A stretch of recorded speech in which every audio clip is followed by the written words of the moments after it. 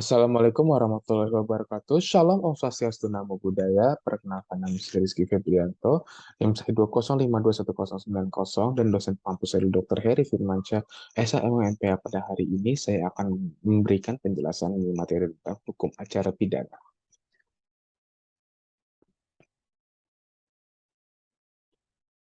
Hukum acara pidana atau criminal justice system. Nah, kita akan masuk dalam topik kita yang pertama, yaitu criminal justice system. Nah, criminal justice system atau dalam bahasa Indonesia sebagai sistem peradilan pidana pertama kali diperkenalkan oleh pakar hukum pidana dan para ahli dalam criminal justice science di Amerika Serikat pada tahun 1960 karena ketidakpuasan terhadap mekanisme kerja aparatur penegak hukum dan institusi penegak hukum di Amerika. Nah, ini terbukti karena meningkatnya kriminalitas di Amerika Serikat. Amerika Serikat tahun 1960 memang marak dengan banyak kejahatan, seperti pertama bos mafia Al Capone yang berbisnis di alkohol di Prohibition era. Yang kedua, pembunuh berantai seperti Jeffrey Dahmer, Ted Bundy, Richard Ramirez yang makan banyak nyawa pada saat itu. Dan yang ketiga adalah maraknya sekte-sekte yang ada di Amerika pada saat itu. Seperti contohnya pada kasus Sharon Tate, di mana beliau dibunuh oleh beberapa anggota dari The Manson Family, sekte yang dibuat oleh Charles Manson. Oke, sistem peradilan pidana menurut para ahli, dan di sini ahlinya adalah Mariono dan Mulyadi. Mariono mengatakan bahwa sistem peradilan pidana adalah untuk mencegah masyarakat menjadi korban kejahatan, menyelesaikan kasus kejahatan yang terjadi, sehingga masyarakat puas bahwa keadilan telah ditegakkan dan yang bersalah pidana, dan terakhir, mengusahakan agar mereka yang pernah melakukan kejahatan tidak mengulangi kejahatan. Mulyadi berkata bahwa sistem peradilan pidana itu ada tiga, sinkronisasi struktural, sinkronisasi substansi, dan sinkronisasi kultural. Maaf. Sinkronisasi struktural adalah kesempakan dan keselarasan dalam rangka hubungan antar lembaga penegak hukum. Yang kedua, sinkronisasi substansial adalah keserampakan dan keselarasan yang bersifat vertikal dan horizontal dalam kaitan dengan hukum positif. Supaya tidak ada lagi tumpul ke atas, tajam ke bawah pada awalnya. Yang terakhir adalah sinkronisasi kultural, yang dimana adalah keserampakan keselarasan dalam menghayati pandangan-pandangan, sikap-sikap, dan falsafah yang secara menyeluruh mendasari jalannya sistem peradilan pidana. Nah, sistem peradilan pidana itu berisi tentang penyelidikan dan penyidikan, penangkapan, penahanan, penggeledahan, penyitaan dan penulisan surat, para penuntutan, penuntutan dan dakwaan, pra peradilan, ganti rugi dan rehabilitasi, koneksitas dan penggabungan perkara, kewenangan mengadili, pemeriksaan sidang, acara cepat, singkat dan biasa, pembuktian, putusan dan pelaksanaan putusan, upaya hukum dan bantuan hukum oleh hakim pengawas dan pengawas. Oke. Oke. Nilai-nilai landasan crime control. Yang pertama adalah tindakan represif terhadap suatu tindakan kriminal yang merupakan fungsi terpenting dari suatu sistem proses pengadilan. Yang kedua, perhatian utama harus ditujukan kepada efisiensi dari suatu penegakan hukum untuk menyeleksi tersangka, menetapkan kesalahannya, dan menjamin atau melindungi hak tersangka dalam proses peradilannya. Yang ketiga, proses kriminal penegakan hukum harus dilaksanakan landaskan prinsip cepat, speedy, dan tuntas dan final. Dan model yang dapat mendukung proses penegakan hukum tersebut adalah harus model yang administratif dan menyerupai model manajerial. Yang empat, asas praduga bersalah. Kelima, proses penegakan hukum harus nanti beratkan kepada kualitas temuan-temuan fakta administratif. Oleh karena temuan tersebut akan bawa ke arah pembebasan seorang tersangka dari penuntutan. Dan kesediaan tersangka menyatakan dirinya bersalah atau plead of guilty. Lalu, nilai-nilai yang melandasi dua proses model adalah vision, quality, presumption of innocence. Oke. Yang pertama, kemungkinan adanya faktor klien sifatnya manusiawi atau human error menyebabkan model ini menolak informal fact-finding process sebagai cara untuk menetapkan secara definitif atau factual guilt seseorang. Model ini hanya mengutamakan formal, adjudicative, and adversary fact findings. Hal ini berarti dalam setiap kasus, tersangka harus diajukan ke muka pengadilan yang tidak memihak dan diperiksa sesudah tersangka memperoleh hak yang penuh untuk mengajukan pembelaannya. Yang kedua, model ini menekankan kepada pencegahan dan preventive measures dan menghapuskan sejauh mungkin kesalahan mekanisme dalam administrasi pengadilan.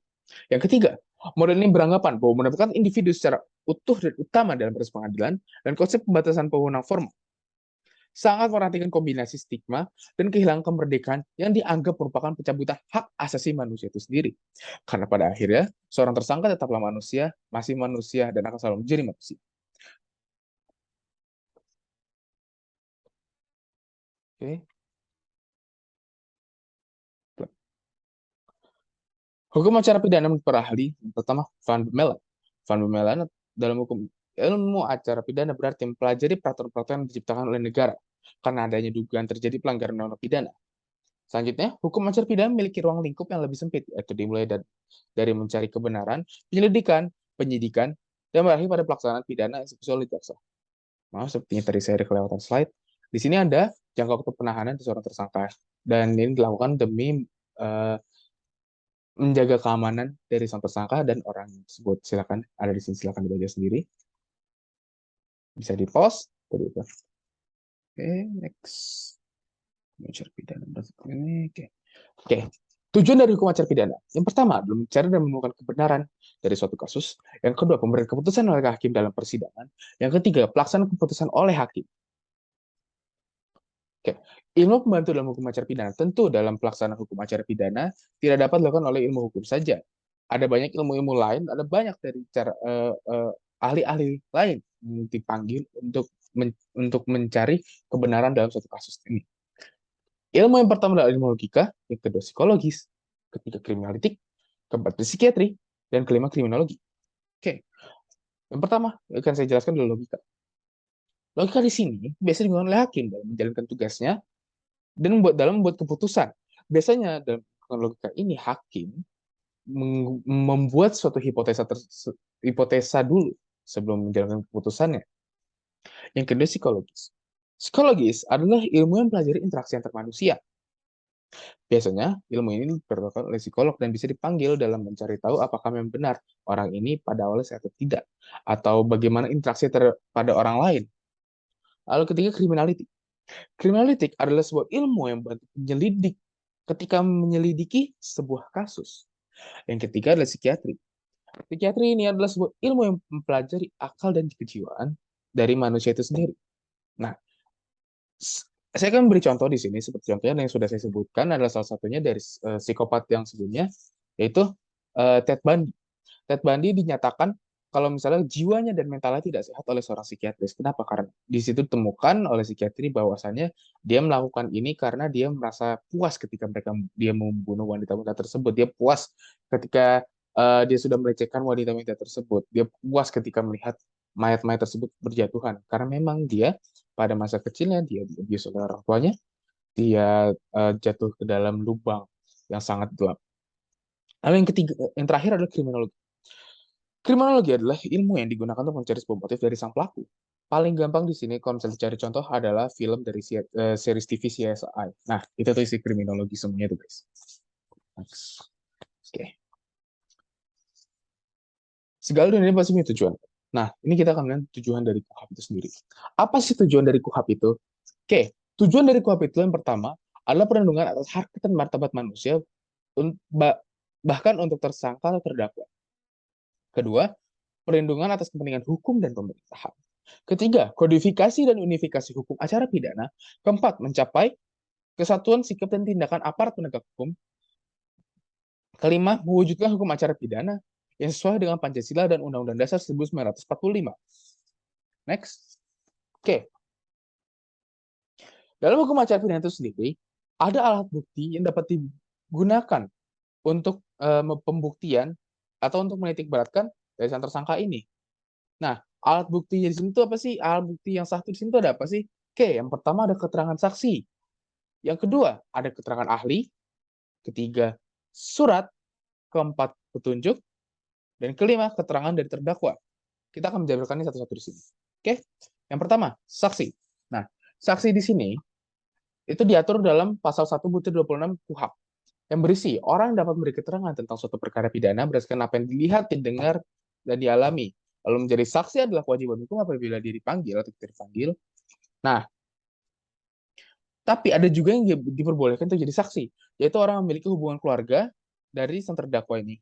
Lalu adalah orang yang karena jabatan tidak diperbolehkan untuk menjelaskan sesuatu, atau dia disumpah atas jabatannya, Lalu anak di bawah umur dan orang yang sakit ingatannya juga tidak diperbolehkan untuk menjadi saksi dalam eh, KUHP ini.